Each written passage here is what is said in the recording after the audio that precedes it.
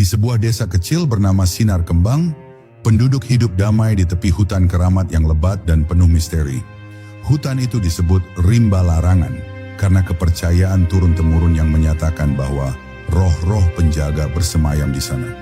Setiap anak yang lahir di desa diajarkan untuk menghormati hutan, tidak mengambil lebih dari yang diperlukan, dan selalu meminta izin kepada alam sebelum memasuki wilayah hutan. Mereka percaya bahwa harimau hitam besar yang dijuluki singa rimba adalah pelindung hutan sekaligus penjaga keseimbangan antara manusia dan alam. Namun kepercayaan itu tidak hanya menjadi cerita bagi anak-anak. Para tetua desa sering mengingatkan bahwa mereka pernah melihat harimau itu sendiri, berjalan dengan langkah anggun di bawah sinar bulan.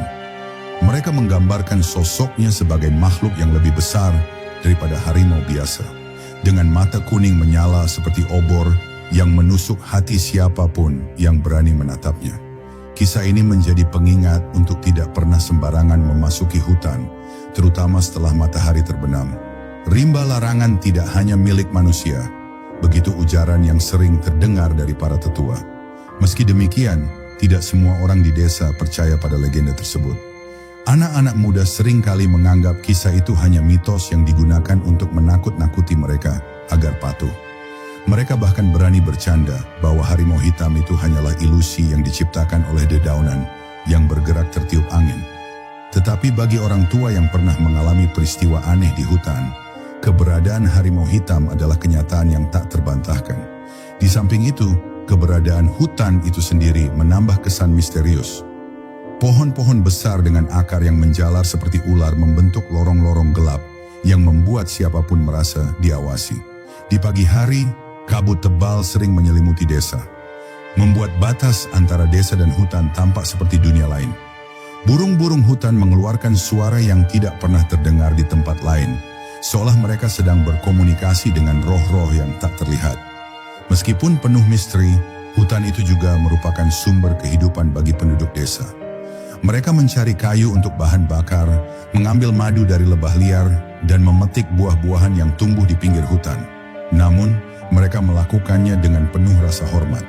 Tidak ada yang berani merusak pohon besar atau memburu hewan liar tanpa alasan yang mendesak. Mereka percaya bahwa melanggar aturan tak tertulis ini berarti mengundang murka penjaga hutan.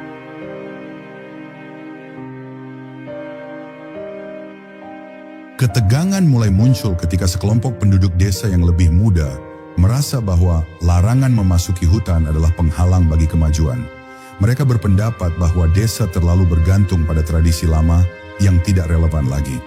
Salah satu pemimpin kelompok ini adalah seorang pemuda bernama Ganda. Ia dikenal sebagai orang yang keras kepala dan ambisius. Baginya, hutan adalah sumber daya yang belum dimanfaatkan secara maksimal, dan ia percaya bahwa cerita tentang harimau hitam hanyalah takhayul belaka. Ganda mulai memengaruhi pemuda-pemuda lain dengan pandangannya. Ia sering mengadakan pertemuan rahasia di malam hari, di mana ia menyampaikan idenya tentang bagaimana desa bisa menjadi lebih makmur jika mereka lebih berani mengeksplorasi hutan. Kita tidak bisa selamanya hidup dalam ketakutan, katanya dengan penuh semangat. Harimau itu tidak nyata. Ini hanya cerita lama yang dibuat untuk mengontrol kita. Namun tidak semua orang setuju dengan pandangan Ganda. Banyak penduduk desa yang masih menghormati tradisi dan percaya pada keberadaan penjaga hutan. Salah satu penentangnya adalah Rano, seorang pemuda yang dikenal bijaksana meski usianya masih muda. Ia sering memperingatkan teman-temannya agar tidak mengikuti langkah Ganda. Tradisi bukan sekadar cerita. Itu adalah bagian dari identitas kita, kata Rano. Jika kita melanggar aturan, kita tidak hanya mempertaruhkan keselamatan kita, tetapi juga keseimbangan antara manusia dan alam. Ketegangan ini semakin memuncak ketika Ganda dan kelompoknya mulai merencanakan perjalanan rahasia ke dalam hutan untuk membuktikan bahwa tidak ada yang perlu ditakuti. Mereka berencana untuk pergi di malam hari saat desa sedang tertidur. Namun rencana ini bocor ke telinga tetua desa, yang langsung memperingatkan mereka untuk membatalkan rencana tersebut. Jika kalian masuk ke hutan tanpa izin, kalian akan menghadapi konsekuensinya, kata Pak Leman, salah satu tetua yang paling dihormati. Meski telah diperingatkan, Ganda dan kelompoknya tetap tidak mundur. Mereka merasa bahwa ini adalah kesempatan mereka untuk membuktikan bahwa mereka benar. Dengan membawa peralatan berburu dan lentera, mereka bersiap untuk memasuki hutan pada malam bulan purnama. Sementara itu, suasana di desa menjadi semakin tegang. Banyak yang khawatir bahwa tindakan Ganda akan membawa malapetaka bagi semua orang.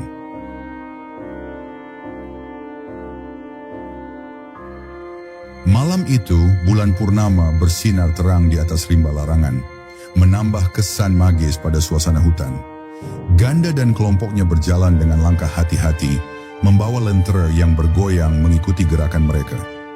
Suara malam hutan terdengar seperti bisikan, menciptakan suasana yang membuat bulu kuduk merinding. Tidak ada yang berbicara, karena meskipun mereka meremehkan legenda, rasa takut tetap menyelinap di hati mereka. Mereka memasuki hutan lebih dalam dari yang pernah dilakukan siapapun dari desa. Di antara pepohonan yang menjulang tinggi, udara terasa lebih berat, seolah-olah mereka diawasi. Rasa penyesalan mulai muncul di benak beberapa anggota kelompok, tetapi gengsi membuat mereka tetap diam. Ganda yang memimpin di depan mencoba menenangkan mereka dengan isyarat tangan dan senyuman penuh percaya diri. Namun suasana berubah drastis ketika angin mendadak berhenti bertiup dan keheningan mencekam menyelimuti mereka. Tidak ada suara burung atau serangga, bahkan dedaunan pun tampak enggan bergerak. Salah satu pemuda, tegar, merasakan bulu tengkuknya berdiri. Ini tidak wajar, bisiknya, tetapi Ganda mengabaikannya dan terus berjalan. Langkah mereka terhenti ketika lentera mereka mulai redup, seolah-olah cahaya tidak mampu melawan kegelapan yang semakin pekat. Tiba-tiba terdengar suara geraman rendah dari kejauhan. Geraman itu dalam dan berat, seperti suara yang keluar dari makhluk besar. Mereka saling memandang dengan wajah pucat, tetapi tidak ada yang berani mengucapkan sepatah kata pun. Tanpa peringatan, mata kuning menyala muncul di antara semak-semak. Harimau hitam itu berdiri tegak, lebih besar dari yang pernah mereka bayangkan. Tubuhnya berkilau di bawah sinar bulan dan tatapannya menembus jiwa mereka. Tidak ada yang berani bergerak, seolah-olah waktu berhenti. Ganda yang biasanya penuh percaya diri merasakan lututnya gemetar. Ini tidak mungkin, gumamnya dengan suara bergetar. Makhluk itu tidak menyerang, tetapi hanya berdiri diam, menatap mereka satu persatu. Namun tatapan itu cukup untuk membuat mereka merasa kecil dan tidak berarti. Seolah-olah harimau itu sedang menilai mereka, memutuskan apakah mereka pantas berada di wilayahnya.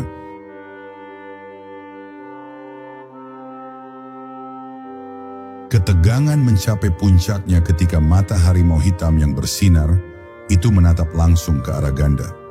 Tubuhnya tidak bergerak sedikit pun, tetapi atmosfer di sekitarnya seolah memancarkan kekuatan luar biasa. Anggota kelompok Ganda berdiri terpaku, dilumpuhkan oleh rasa takut yang mencengkeram. Beberapa di antara mereka merasakan napas mereka terhenti, seolah harimau itu mampu menyedot keberanian dari tubuh mereka hanya dengan tatapannya. Ganda, meskipun digerogoti ketakutan, mencoba menunjukkan keberanian. Dengan tangan gemetar, ia mengangkat lentera tinggi-tinggi, berharap cahayanya akan cukup untuk mengusir makhluk besar itu. Namun harimau tersebut tidak menunjukkan tanda-tanda takut atau mundur. Sebaliknya, ia melangkah maju dengan gerakan lambat namun pasti, membuat tanah di bawahnya bergetar. Setiap langkahnya terasa seperti ketukan jenderang kematian di telinga mereka. Dalam keadaan putus asa, Tegar, salah satu anggota kelompok, berlutut dan mulai memohon. "Kami tidak bermaksud melanggar wilayahmu. Ampuni kami." Suaranya pecah, menggema di antara pohon-pohon rimba yang diam. Anggota kelompok lain mulai mengikuti jejaknya, berbisik memohon pengampunan kepada makhluk yang mereka anggap sebagai penjaga hutan ini. Namun Ganda tetap berdiri, meski tubuhnya mulai basah oleh keringat dingin. Ia tahu bahwa jika ia mundur, ia akan kehilangan wibawanya di mata teman-temannya. Harimau itu berhenti hanya beberapa meter dari mereka. Tubuhnya menjulang dan bulunya yang hitam tampak berkilau di bawah sinar bulan. Tidak ada suara selain detak jantung yang menggema di telinga mereka. Lalu, harimau itu mengeluarkan suara geraman yang begitu dalam dan menggema, seolah-olah rimba itu sendiri yang berbicara melalui makhluk tersebut. Ganda merasa dunia sekitarnya berputar, lututnya lemas, tetapi ia masih memaksakan dirinya untuk tetap berdiri. Tiba-tiba, harimau itu mengangkat kepalanya dan mengaum keras, membuat seluruh kelompok menjerit ketakutan. Angin yang tadinya mati suri kembali berhembus, kencang, membuat dedaunan bergesekan seperti bisikan tak terlihat. Lentera mereka padam dan mereka terlempar dalam kegelapan total. Dalam kekacauan itu, Ganda merasakan sesuatu yang dingin dan tajam menyentuh bahunya. Ia tidak tahu apa itu, tetapi ia yakin satu hal, mereka tidak diizinkan untuk tetap berada di tempat itu lebih lama lagi.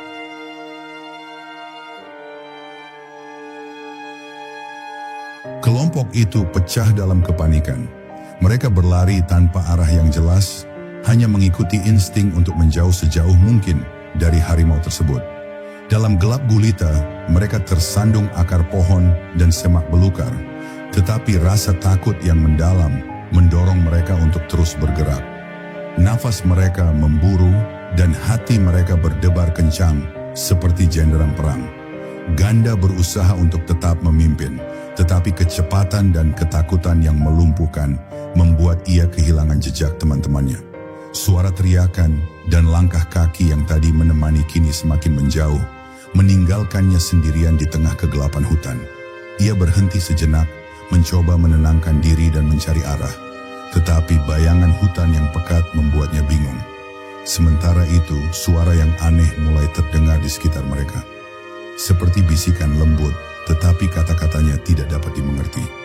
Beberapa anggota kelompok merasa ada sesuatu yang mengikuti mereka, tetapi setiap kali mereka menoleh, tidak ada apapun selain kegelapan. Di antara suara bisikan itu, terdengar langkah berat, seperti sesuatu yang besar sedang mengejar mereka. Tegar yang berada di belakang merasa napasnya semakin pendek. Ia tidak tahu berapa lama lagi ia bisa terus berlari. Ketika ia menoleh, ia melihat mata kuning bersinar itu lagi, kali ini lebih dekat dari sebelumnya. Ia ingin berteriak, tetapi suaranya tertahan di tenggorokan. Dengan segala kekuatannya, ia memacu langkah lebih cepat, berharap bisa menemukan jalan keluar. Namun seiring waktu, kelelahan mulai mengalahkan rasa takut mereka. Beberapa dari mereka jatuh terduduk, menangis dan memohon bantuan. Mereka merasa seolah-olah hutan itu sendiri telah berubah menjadi labirin tanpa akhir, memerangkap mereka dalam lingkaran kegelapan. Dalam keputusasaan, mereka hanya bisa berharap bahwa legenda tentang penjaga hutan itu tidak sepenuhnya benar.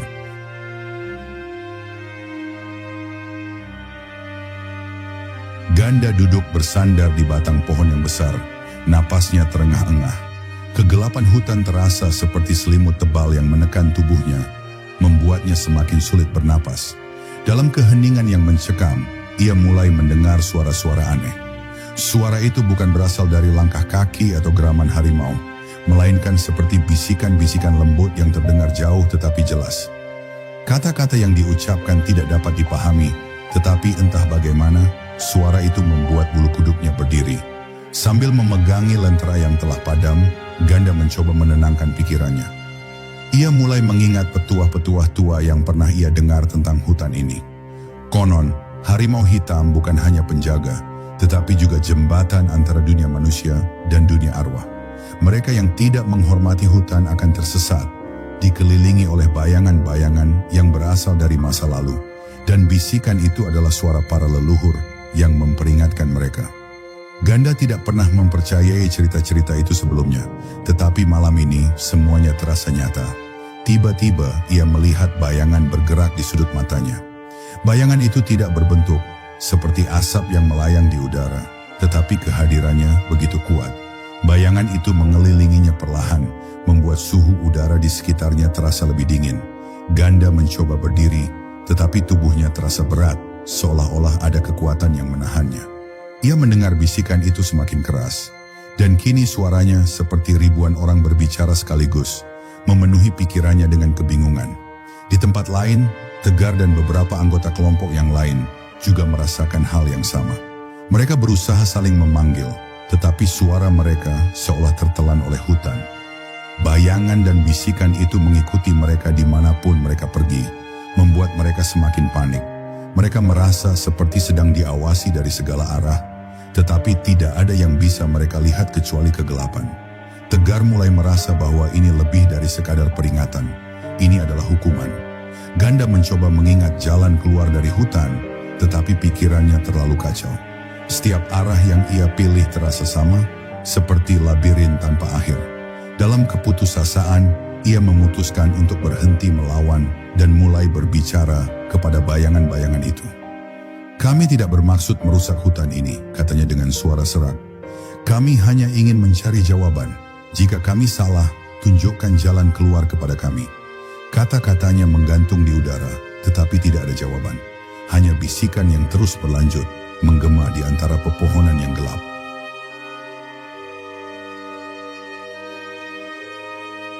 Malam semakin larut dan dinginnya udara semakin menusuk tulang. Langit yang tadi dihiasi bulan purnama kini mulai tertutup awan gelap, menciptakan suasana mencekam yang sulit dilukiskan. Ganda dan kelompoknya terus bergerak, meski langkah mereka kini terasa lebih berat. Rasa takut yang menyelimuti mereka seperti bayangan yang tak terpisahkan. Lentera mereka, meski tetap menyala, hanya mampu menerangi jalan setapak di depan, seolah-olah cahaya itu takut menembus kegelapan hutan. Setelah berjalan beberapa lama, mereka tiba di sebuah lorong yang dipenuhi akar-akar pohon besar yang menjalar seperti ular. Lorong itu tampak seperti pintu menuju dunia lain. Aroma tanah basah bercampur dengan bau tak dikenal menyengat hidung mereka. "Ini seperti labirin," gumam Tegar, salah satu anggota kelompok. Ia mencoba memandang ke depan, tetapi kegelapan membuatnya sulit melihat lebih jauh. "Kita harus kembali sebelum terlambat," tambahnya dengan nada memohon. Namun Ganda tidak peduli.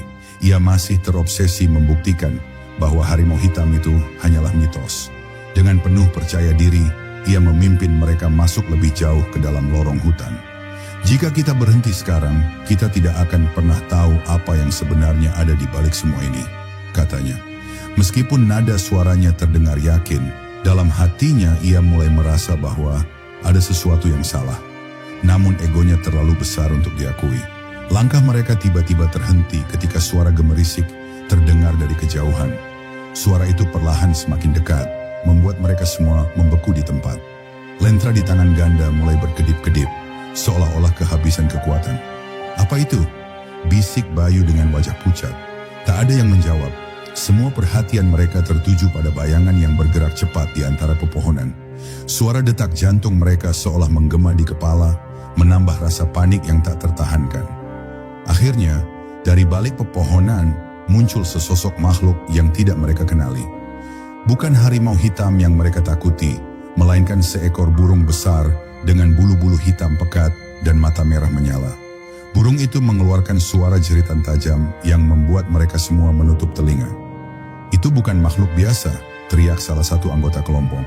Dalam kepanikan, mereka mulai mundur, tetapi burung itu terbang rendah, mengelilingi mereka seolah-olah sedang mengawasi. Tiba-tiba, lantai hutan di bawah mereka bergetar. Akar-akar pohon yang menjalar di lorong itu mulai bergerak seperti hidup. Mereka melilit perlahan di sekitar kaki Ganda, membuatnya terjatuh. "Tolong, ada yang menarikku!" jeritnya. Kelompok itu berusaha menariknya, tetapi kekuatan akar-akar itu terlalu besar. Saat itulah mereka menyadari bahwa mereka telah melangkah terlalu jauh ke dalam wilayah yang tidak seharusnya mereka masuki.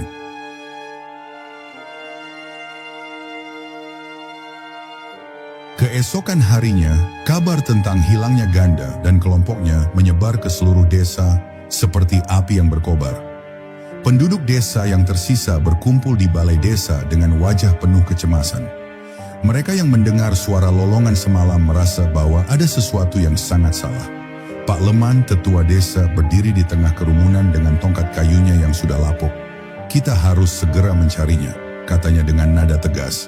Mereka mungkin telah melanggar aturan, tetapi mereka tetap bagian dari desa ini. Tim pencari yang terdiri dari pria-pria tangguh segera dibentuk. Mereka membawa perlengkapan seadanya seperti lentera, parang, dan bekal makanan. Sebelum berangkat, mereka mengadakan doa bersama di pelataran balai desa, memohon perlindungan kepada roh penjaga hutan. Suasana menjadi sunyi saat mereka melangkah masuk ke rimba larangan, seolah-olah alam sedang mengawasi setiap gerakan mereka. Di dalam hutan, mereka menemukan jejak kaki yang tampak menuju lebih dalam ke rimbunan pepohonan. Jejak-jejak itu diiringi oleh bekas-bekas gesekan pada dedaunan, menunjukkan bahwa kelompok ganda bergerak dengan tergesa-gesa. Mereka sepertinya berlari, bisik salah satu anggota tim pencari sambil menatap jejak itu dengan mata tajam. Namun anehnya, jejak kaki itu tiba-tiba menghilang di tanah yang lembab, seolah-olah mereka lenyap begitu saja. Rasa takut mulai merayapi hati para pencari. Salah satu dari mereka, seorang pria tua bernama Surya, berhenti dan menggigil. "Ini bukan hanya hutan biasa," katanya dengan suara pelan. "Kita harus berhati-hati. Jangan sampai kita juga terjebak dalam kutukannya." Pak Leman hanya mengangguk, wajahnya penuh keprihatinan. Ia tahu bahwa melanjutkan pencarian adalah taruhan besar, tetapi ia juga tidak bisa meninggalkan para pemuda itu begitu saja. Mereka terus bergerak lebih dalam hingga tiba di sebuah bukit kecil yang dipenuhi akar pohon besar yang menjalar seperti ular. Di sana, mereka menemukan sesuatu yang membuat mereka merinding. Sebuah lentera tua yang tergeletak di atas tanah. Kaca penutupnya pecah. Lentera itu milik Ganda, tidak salah lagi. Tetapi yang paling mengerikan adalah jejak darah kecil yang membentuk jalur menuju kegelapan di depan mereka. "Kita harus melanjutkan," kata Pak Leman dengan suara bergetar.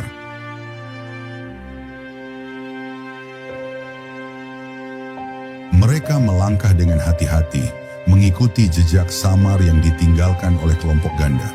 Di tengah perjalanan, suara-suara aneh mulai terdengar dari kejauhan, geraman pelan, desahan angin yang tidak wajar, dan bunyi dedaunan yang seperti berbisik satu sama lain.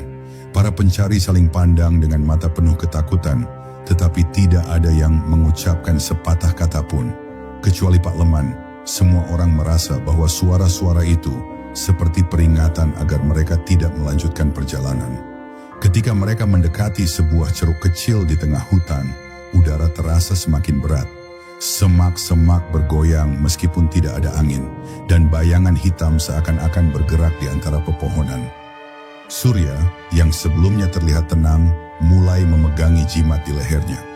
"Ini tidak wajar," bisiknya dengan nada penuh kegelisahan. "Kita sedang diawasi." Pak Leman menoleh padanya dan berkata dengan tenang, "Kita tidak boleh takut. Kita di sini untuk menegakkan keseimbangan, bukan untuk melawan." Di tengah keheningan yang menakutkan itu, suara berat dan dalam terdengar memecah kesunyian. "Kenapa kalian datang ke sini?" Suara itu seperti bukan berasal dari manusia, melainkan dari sesuatu yang lebih besar, lebih tua, dan lebih kuat. Semua orang berhenti di tempat, jantung mereka berdetak begitu keras hingga terasa menyakitkan. Tidak ada yang berani menjawab. Pak Leman dengan keberanian yang tidak disangka-sangka melangkah ke depan. "Kami datang untuk mencari anak-anak desa yang hilang," katanya. Suaranya tegas meskipun ada sedikit getaran. "Kami tidak berniat merusak hutan ini. Kami hanya ingin membawa mereka kembali." Suara itu tidak segera menjawab, tetapi angin yang dingin berhembus, menyapu tubuh mereka seperti peringatan. Tiba-tiba di antara bayangan pepohonan, mata kuning menyala itu muncul kembali. Harimau hitam yang sangat besar melangkah maju dengan gerakan yang anggun namun menakutkan. Para pencari terpaku di tempat mereka, tidak ada yang berani bergerak. Harimau itu menatap langsung ke mata Pak Leman, seolah menilai setiap kata yang baru saja ia ucapkan. Suara berat itu terdengar lagi, kali ini lebih dalam. "Jika kalian ingin mereka kembali, kalian harus membayar dengan penghormatan. Keseimbangan telah terganggu dan itu harus diperbaiki."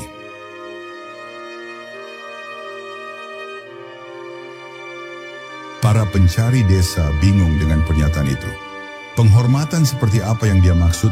tanya Surya dengan suara bergetar. Pak Leman mencoba mengumpulkan keberaniannya dan bertanya kepada harimau itu, "Apa yang harus kami lakukan untuk memperbaiki keseimbangan ini?" Harimau itu tidak menjawab dengan kata-kata, melainkan mengeluarkan suara geraman rendah yang seolah-olah menggetarkan tanah di bawah mereka. Seketika, dedaunan di sekitar mereka berguguran, membentuk lingkaran yang aneh di tanah. Pak Leman memandangi lingkaran itu dengan penuh perhatian, lalu menutup matanya sejenak, seperti sedang berusaha memahami pesan yang diberikan. Ketika ia membuka matanya kembali, ia berkata kepada kelompoknya, "Kita harus memberikan sesuatu yang bernilai, sesuatu yang menunjukkan rasa hormat kita pada hutan ini, sesuatu yang lebih dari sekadar doa." Kelompok pencari mulai mendiskusikan apa yang bisa mereka korbankan. Seseorang menawarkan senjata mereka, yang lain menawarkan hasil panen, tetapi harimau itu tetap diam, tidak bergerak sedikit pun, hingga akhirnya Pak Leman mengambil keputusan yang mengejutkan semua orang. "Aku akan tinggal di sini," katanya dengan suara tenang. "Aku akan menjadi penjaga hutan ini seperti leluhur kita dulu. Jika itu yang dibutuhkan untuk mengembalikan keseimbangan, maka aku bersedia." Para pencari terkejut dan mencoba membujuk Pak Leman untuk mengubah keputusannya, tetapi ia bersikeras. "Hutan ini adalah bagian dari kehidupan kita. Jika kita tidak menghormatinya, maka kita juga kehilangan jati diri kita sebagai manusia. Biarkan aku menjadi penghubung antara desa dan hutan, agar ini tidak terjadi lagi." Harimau itu menatapnya dalam-dalam, lalu mengangguk perlahan, seolah-olah menyetujui pengorbanannya. Saat itu bayangan dari dalam hutan mulai bergerak. Ganda dan kelompoknya muncul dengan wajah yang pucat dan tubuh yang lemah, tetapi mereka masih hidup. Para pencari bersorak dengan gembira, tetapi harimau hitam menggeram, mengingatkan mereka bahwa tugas mereka belum selesai. Dengan berat hati mereka meninggalkan Pak Leman di sana, bersama harimau yang kini menjadi temannya.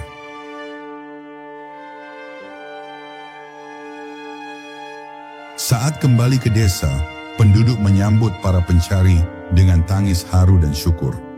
Ganda dan kelompoknya dibawa ke balai desa untuk dirawat. Mereka masih sangat lemah, tetapi ketika kesadaran mereka pulih, mereka mulai menceritakan apa yang terjadi di dalam hutan. Ganda, yang sebelumnya penuh dengan rasa sombong, kini tampak lebih tenang dan penuh penyesalan. "Aku salah," katanya pelan. "Harimau itu bukan hanya penjaga hutan, dia adalah penjaga hidup kita." Pak Leman kini menjadi legenda di desa. Keputusannya untuk tinggal di hutan diingat sebagai pengorbanan besar demi desa dan alam. Meski kehilangan salah satu tetua terbaiknya, desa mulai menjalani kehidupan yang lebih seimbang. Mereka kini mengadakan ritual penghormatan kepada hutan setiap bulan purnama, sebagai bentuk rasa syukur dan penghormatan kepada penjaga hutan. Hutan yang dulu dianggap penuh misteri kini dipandang dengan rasa hormat yang lebih besar. Para pemuda yang dulu meragukan legenda itu kini menjadi pelopor dalam menjaga kelestarian hutan.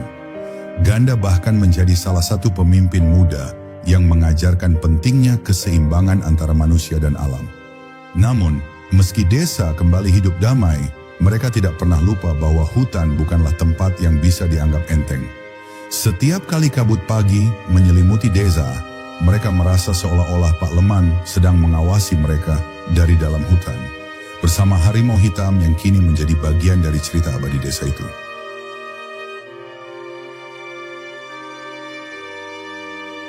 Bertahun-tahun berlalu, dan cerita tentang Pak Leman serta harimau hitam menjadi bagian dari warisan desa.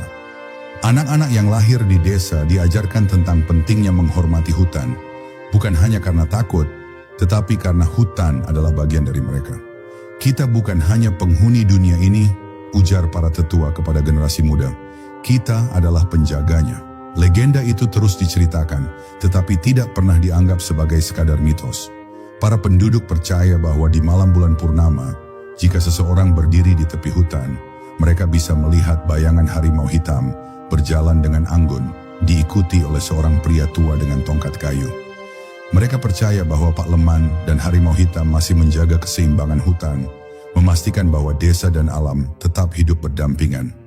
Suatu hari, seorang pemuda desa bernama Arga yang memiliki keberanian dan kebijaksanaan seperti Pak Leman, memutuskan untuk masuk ke dalam hutan dengan niat tulus. Ia tidak membawa apa-apa selain doa dan rasa hormat. Ketika ia kembali, ia membawa pesan dari dalam hutan. "Hutan akan selalu melindungi kalian jika kalian melindunginya." Pesan itu menjadi landasan baru bagi kehidupan desa. Mereka menanam lebih banyak pohon, menjaga air tetap bersih, dan menghindari perburuan liar. Desa Sinar Kembang menjadi contoh hidup tentang bagaimana manusia dan alam bisa hidup berdampingan dalam harmoni.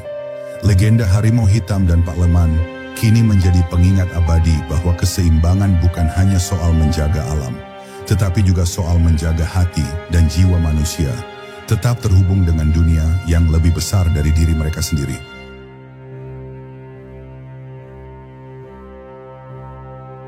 Di Desa Sinar Kembang, kehidupan berlanjut dengan harmoni yang sebelumnya hanya menjadi impian. Namun setiap langkah yang mereka ambil di tanah desa itu kini terasa lebih bermakna. Hutan yang dulu dianggap penuh misteri kini menjadi guru yang tak pernah lelah mengajarkan tentang kehidupan, penghormatan, dan cinta.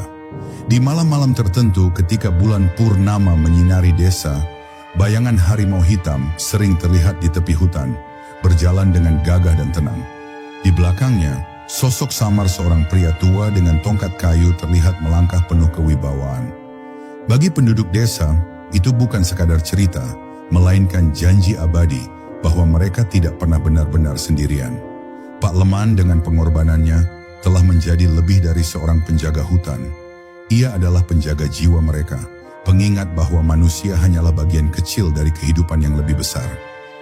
Harimau hitam, sang penjaga hutan, kini menjadi simbol keberanian, keseimbangan, dan keabadian. Dan di setiap langkah kehidupan mereka, penduduk desa tahu satu hal dengan pasti. Selagi mereka menghormati hutan, hutan akan selalu melindungi mereka. Sebab di antara akar pepohonan dan bisikan angin, ada jiwa-jiwa yang terus menjaga. Sebuah cahaya abadi dari hutan yang tak pernah padam. Dengan pelajaran yang tertanam dalam hati, Desa Sinar Kembang kini berdiri bukan hanya sebagai tempat tinggal, tetapi sebagai pengingat bagi dunia bahwa keseimbangan antara manusia dan alam adalah warisan paling berharga yang dapat kita tinggalkan untuk generasi yang akan datang.